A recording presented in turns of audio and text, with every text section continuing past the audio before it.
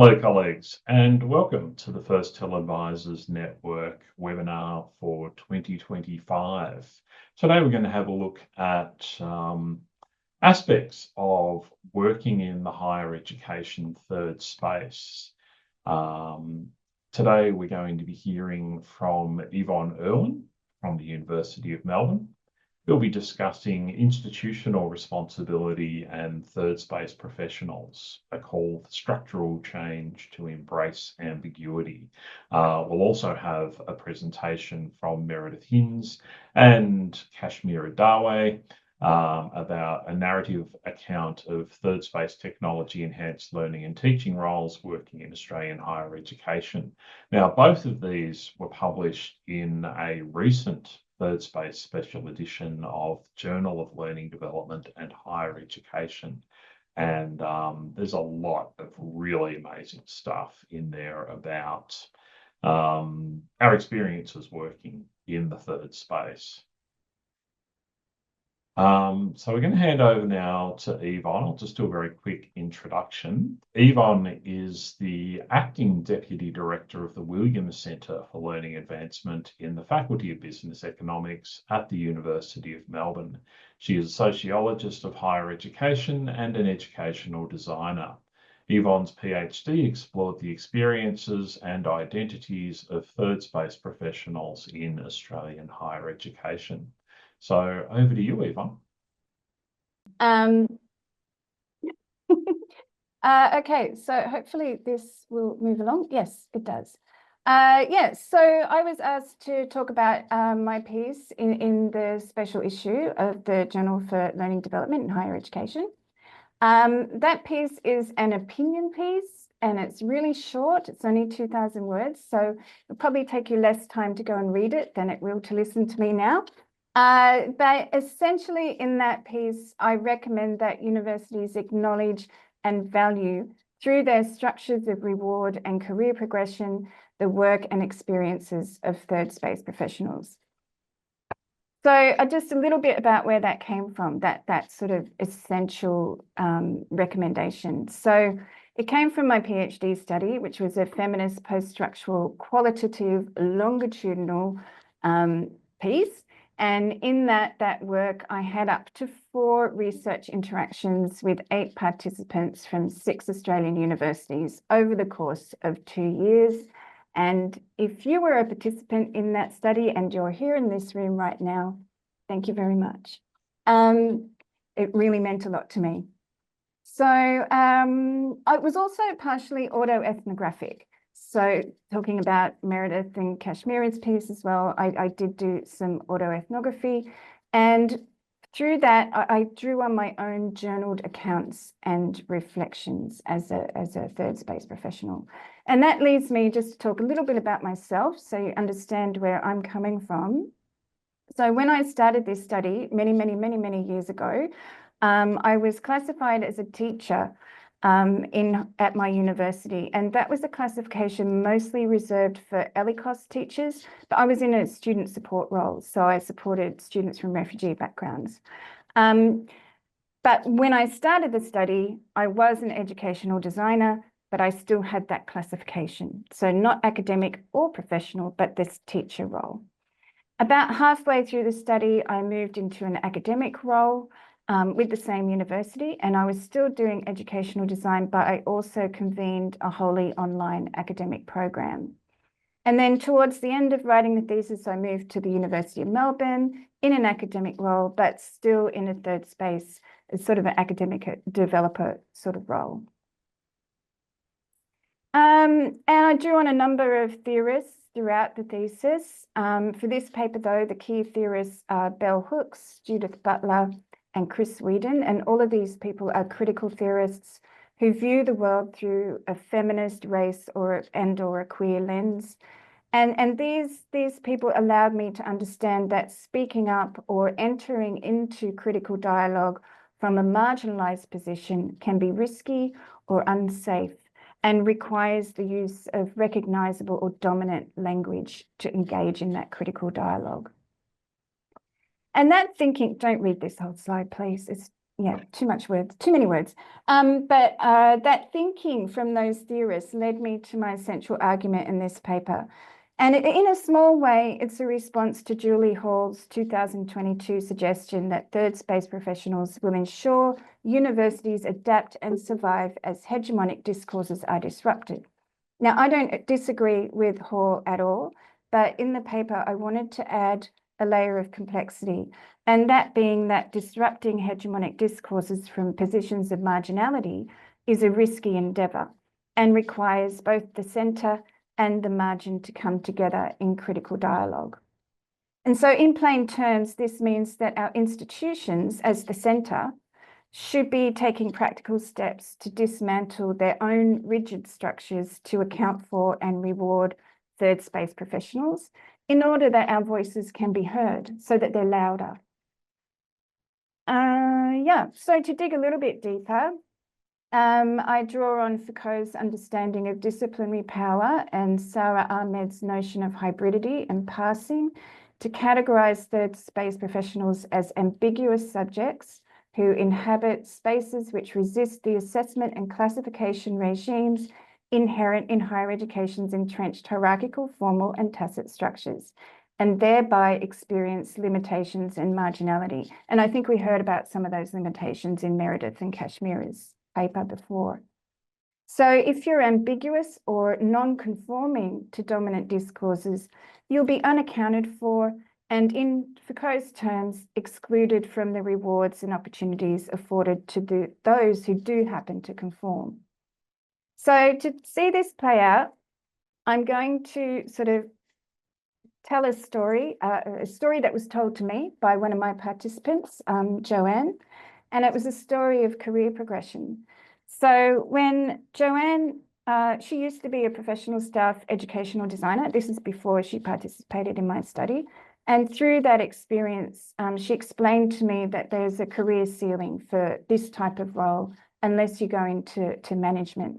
And this demonstrates a structural limitation for professional staff.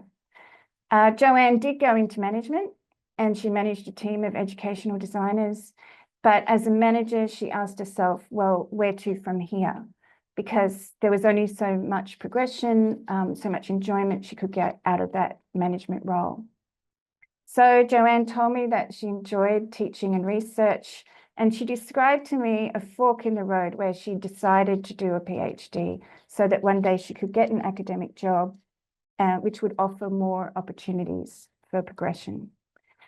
However, Joanne's first academic post was in a faculty where her publications in education really didn't count in that faculty, and therefore it limited again her career progression and the ability to be promoted. So in effect, to gain promotion, Joanne had to move institutions. She was successful in being recruited into a higher level academic position because the promotions framework in her former faculty just didn't support or value the types of research she was doing and the work she was doing. So as Joanne's story illustrates, third space professionals often find themselves in situations in which they have to choose to conform to institutional discourses or rely on fortunate life circumstances. So in Joanne's case, she was able to be mobile. She worked in a metro sort of area, so there were multiple institutions there that she could work at.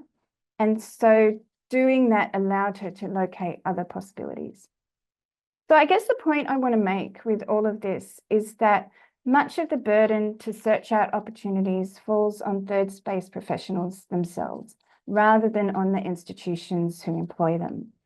And so by that, I mean, it's us who are required to navigate the workarounds of the system and the structures to ensure our success and our survival in the sector.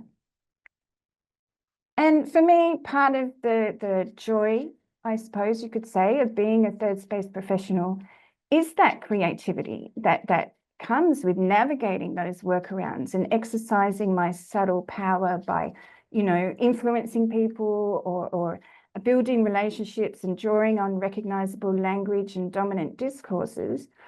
But it can also be really exhausting to continually speak from the margins and to have to rely on my good relations that I've built up over time to be heard and to be seen. And so I think it's time, and as I said, this is an opinion piece, so I think it's time for the location of burden to be shared. I think it's time for our institutions to re-examine their structures. And in the piece, I give 3 recommendations. This is just a summary of them. Basically, I'm saying that existing structural mechanisms such as promotion frameworks and professional staff level descriptors should actually account for the work of third space professionals. They don't oftentimes, I know they vary between institution, the promotions frameworks, but they oftentimes don't account for our work. I think there should be some built-in flexibility to structural mechanisms so that you might, if you're a professional staff member and there's something that's available to an academic staff member that you can't access, there should be some flexibility there for even temporary classification crossing. And back to Meredith and Kashmira's paper around professional development opportunities, I just think it's really important for our supervisors and our leaders to really understand the work that we do and to ensure that there are opportunities for our professional development around that work. I have some thoughts, and this wasn't part of my paper, but I wanted to finish by saying that in some ways, I think there have been improvements in some of these areas over the many, many years it took me to write my thesis. So for instance, back in 2017, when I just started my thesis, I wasn't eligible to apply for any internal teaching and learning grants because I wasn't classified as an academic. And some of the professional staff I worked with who were involved in student support were not supported to go to conferences because they weren't academic, even if those conferences were discussing the kinds of students that they were supporting. And I know it varies between institutions, but my sense is that this kind of rigidity is slowly changing. But I do think there are larger and more robust structures, both formal and tacit, that remain. For example, those Hugh level descriptors do not name, and therefore they don't account for educational designers or learning designers or whatever sort of name you want to put to that kind of work, even though we know that these roles are plentiful and essential to our institutions. And also the way disciplinary research is ranked often precludes educational research from being counted, which if you're in a role like mine, I'm embedded in a business school, it makes it very difficult to have my research in higher education valued. So I think there's still work to be done, and it seems only fair and in the spirit of critical dialogue that institutions embrace our ambiguity by formally recognizing it and rewarding what it can achieve. So thank you. And I will endeavour to unshare. Thank you so much, Evonne. That's okay. Sorry, I've lost my my little what do you call it? Toolbar to unshare. Yeah, that's right. I didn't have anything to share anyway. It's funny. It's I wasn't. I was planning on mentioning this upcoming call for papers, but the themes that have emerged from your talk and also Meredith and Kashmira's are incredibly pertinent now. So I'm just going to share this in the chat. So for those of you who aren't aware, the Journal of Higher Education Policy and Management is something that's put out by ATEM, the Association of Tertiary Education Managers, who have been good friends to the TELedvisors network. They've actually got a call for papers which closes on Monday, so apologies for the short notice, but it's only a 500-word abstract, which is all about sustainable careers, and they're very keen to hear from people in the third space. So if you haven't thought about it, I think there's a lot of opportunities to discuss some of the things that we've been exploring in this webinar today. So I might just open it up quickly for questions.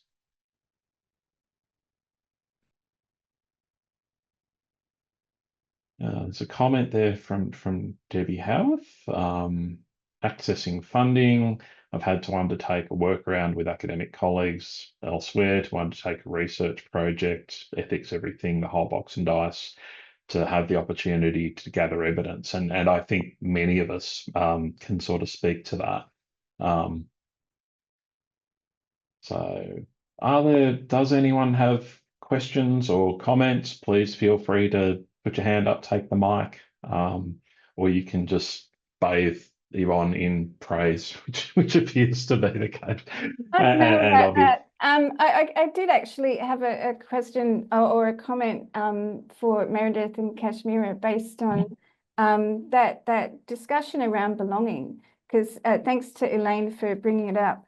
Because when I was listening to you talk and you were talking about morale, I wrote down belonging question, and I wondered if morale or lack of or whatever it is that you mean by morale has something also to do with folks feeling that sense of belonging to their workplace and yeah.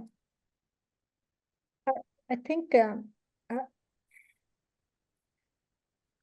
I always take the example of, let's say, somebody is beaten up on the street and people are walking past, crowding or ignoring, and a lot of vehicle passes by.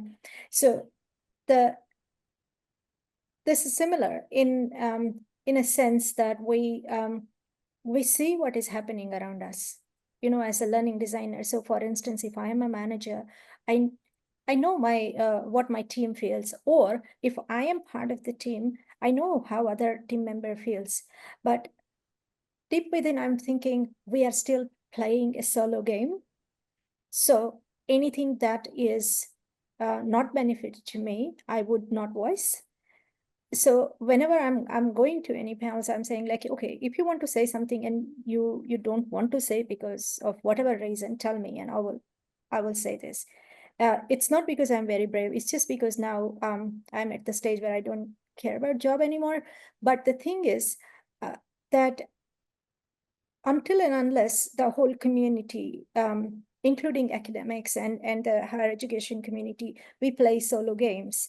And so, I do this research because it will benefit me this way. I'm not saying don't think about your own benefit, but I'm just saying, if you see somebody trying to break the barrier, go be, like help them and just be support and say, okay, how can I help? And not thinking about, okay, if they also know about this, then there will be my competition and things like that, because that's not fun, and I'm just talking in a very emotional level, but I just think that it is very important that we not only think about our moral and our belongings and things, but always bring our own behavior in scrutiny, thinking about how our behavior or our action impacts others, and whether by that their feeling of belonging will be hurt or supported. So just not playing solo game and be collective about this only can change things. Finally, we had a group that was dedicated to supporting that kind of connectivity, or multiple groups. I see we've got sorry, that was in fun. I see we've got a question from Kate. I love how you've taken a feminist lens, and I'm wondering what your advice or literature, damn it, stop adding posts. Wondering what your advice or literature to explore from such in relation to the third space is. Is that for me? I think it is. Yeah. Yeah. And I replied to Kate that, well, basically, in short, it's a big question, and I'm happy to have a coffee catch up on campus, Kate. But yeah, look, my PhD supervisors were post-structuralist feminists, so obviously that influenced the way in which I approached this study, but I also think it's a really useful approach because feminist researchers and theorists and really, and other critical theorists, I think there's a lot of relationship between critical race and queer theory and feminist theory. Like their mission is to sort of unpack dominant discourse and to reveal marginalities and also the stuff around Foucault and Foucault's theories of power is really interesting because it's not power as authority, but power is circulatory, and we can, there is authoritative power, of course, and it's very difficult to come by, but you know, recognizing other forms of power in you know what we do. Wow. Sonia, it'd be good to have you along. I don't know why. Well, I know why it's taken us so long. I'm noticing that we're at time now, so I'm just going to wrap up by thanking Evonne and Meredith and Kashmira and Kate for their lovely presentations. Please go and read their papers in that journal, and also, like, seriously, there are probably half a dozen other papers in there, including one by myself, which is also just a commentary piece. So I think we are really well represented in that special issue. So do yourself a favour and go and check it out. And that is it for this month's webinar. So we'll see you on the TELedvisors team site, and we'll see you next month. Thank you very much.